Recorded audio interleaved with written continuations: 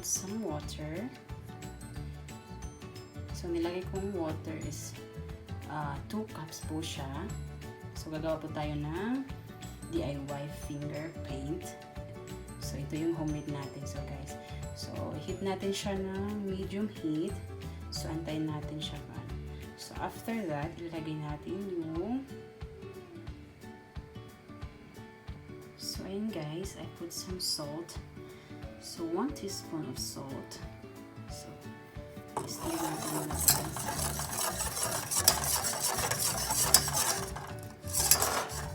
So, pag medyo ano na siya, so, lagay natin yung flour. So, guys, so, slowly lang natin siyang mix na wala siyang lumps.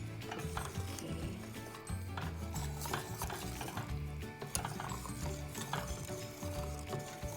Let's see kung ano siya. So, just wait for a few minutes para mawala yung lumps niya. Okay. Stir lang natin siya, guys. Maganda ito guys sa ating mga anak para yung paano gumawa ng homemade paint. So dahil close po sa so ganito lang guys. Sa mga homeschooling natin guys, maganda ito guys sa mga toddlers natin, ipalaro natin sa kanila. So instead na bibili tayo guys, so DIY ang gamitin natin. So ayan guys. So make sure natin na wala siyang lumps. Few minutes guys, I'll come back. Okay. So ayan guys, pag makita na yung thick natin sa kanya, ayan, continue lang natin siyang in-stir. Okay, so hanggang makita natin yung pagka-thick niya. So ayan guys, continue lang natin, tapos hinaan lang natin yung apoy. So ayan guys, so let's see. So, pag nakita natin siyang parang siyang dagdagan na natin ng water. So, ito na guys. Wait a few minutes guys. So, yan guys. Nagdagdag tayo ng water kasi medyo siya. So, instead na 2 cups of water, so I put some 2 half cup. So, I add 1 half cup of water. Normal water guys, huwag naman yung mineral. So ayun guys, so continue lang natin to guys. So be patient lang sa paghalo, mix it very well. Okay guys, just few minutes, I'll come back again. Let's stir. So ayan guys, nakikita niyo siya, para siyang porridge.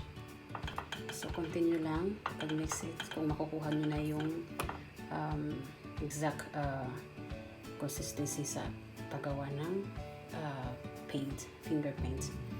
So let's check it out after 5 minutes kung okay na to guys. Okay. So guys, in 5 minutes, so ito na yung perfect na consistency. Perfect na po siya para sa akin. So ayan guys. Check nyo lang maigi guys yung flour nyo kung sa tingin nyo ay perfect na po siya. So ayan guys, thick na siya, so pwede na siyang patayin natin yung apoy. Okay guys, so ayan guys, so ito ang mangyayari. So ilalagay natin siya sa pan, small pan. Okay, ingat lang tayo guys kasi medyo hit siya dahil so nilagay ko siya 1/3 cup of flour. So nilagay ko na siya. So, ang gagawin nyo guys, lagyan natin siya ng food coloring. So, anything na kulay na gusto nyo, yung mga rainbow.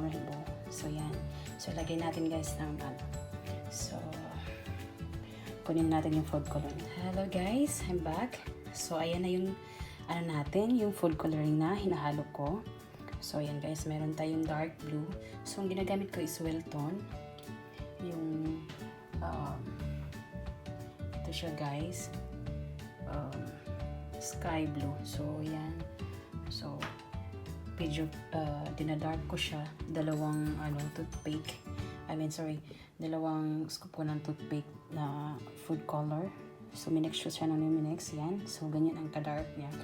So, itong pink naman, konti lang lalagay natin para maging ganyan ang kulay na kulay.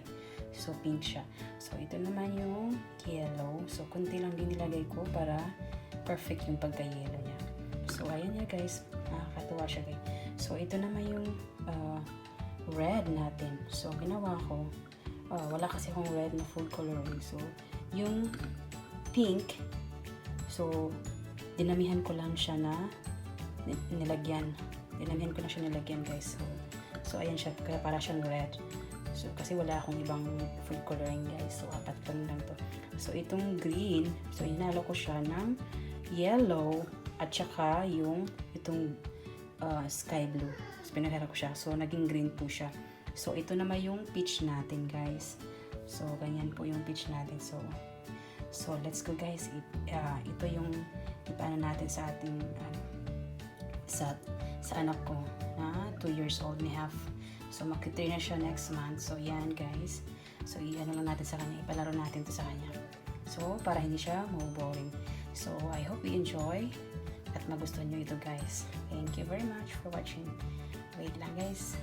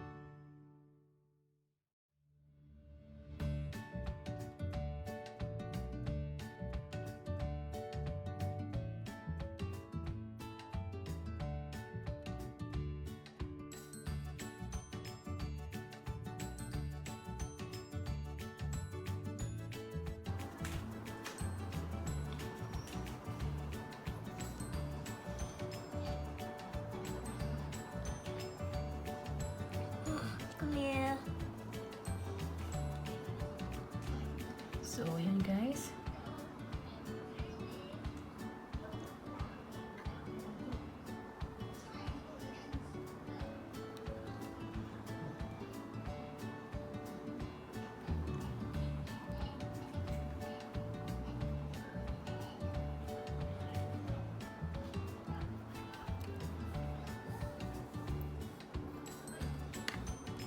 Oh no, you're racing your car.